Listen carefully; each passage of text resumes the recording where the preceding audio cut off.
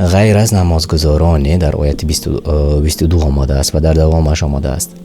که نمازشان را در همه حالت می خوانند و یگان چیز آنها را از نماز مشغول نمی سازد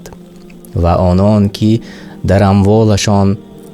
حق است معین، یعنی زکات در نظر داشته شده است، دوامش برای پرسنده و یعنی گدایان و آن که از قناعتمندی نمی پرسد و کسانی که روز قیامت را تصدیق می کنند، یعنی باور می کنند، پس به عملهای صالح برای آن روز تیاری می بینند، برای با عملهای نیکشان تیاری می بینند به قیامت. و کسانی که از عذاب پروردگارشان ترسانند، یعنی از عذابش می ترسند که هر آینه از عذاب پروردگارشان در امان نتوانند بود، آنهایی که گناه می کنند. و کسانی که شرمگاه خود را از تمام آن چیزهایی که حرام است نگاه می دارند مگر برای همسرانشان یا کنیزانشان که در این حال البته ملامتی بر آنها نیست، یعنی غیر از همسران و کنیزان دیگر با کسی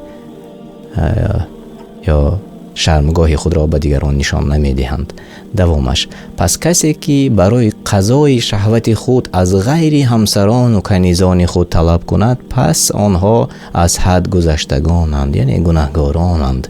و کسانی که امانت‌های الله و بندگان و عهدهای به الله و بندگان را رعایت می کنند و کسانی که شهادت خود را به حق به تغییر و پوشش ادا می کنند و کسانی که نمازهایشان را در وقتش و یگان واجبی را از آن ترک نمی کنند. یعنی ما در مدت چند لحظه کوتاه توانستیم صفاتهای بهشتیان را برای شما از استفاده قرآن کریم و ترجمه معنای آن رسانیم و الحمدلله توانستیم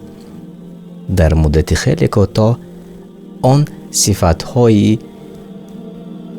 مؤمنان بهشتی را برای شما رسانیم. نخواد که همین صفات را ما و شما نداشته باشیم و چنانی که شما نوکک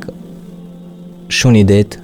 از ترجمه معنا خیلی عادی و آسان بوده است. نخواد که همین کارها انجام داده نتوانیم، چنانی که نوکک شما گوش کردید. الله تعالی هر یک از ما و شما را پاداش نیک دهد و الله تعالی کند که هر یک از شما و نزدیکانتان مسلمان مؤمن باشد و بهشت را نصیب گرداند الله تعالی برای هر یک از شما، هر یک از ما و شما. امین.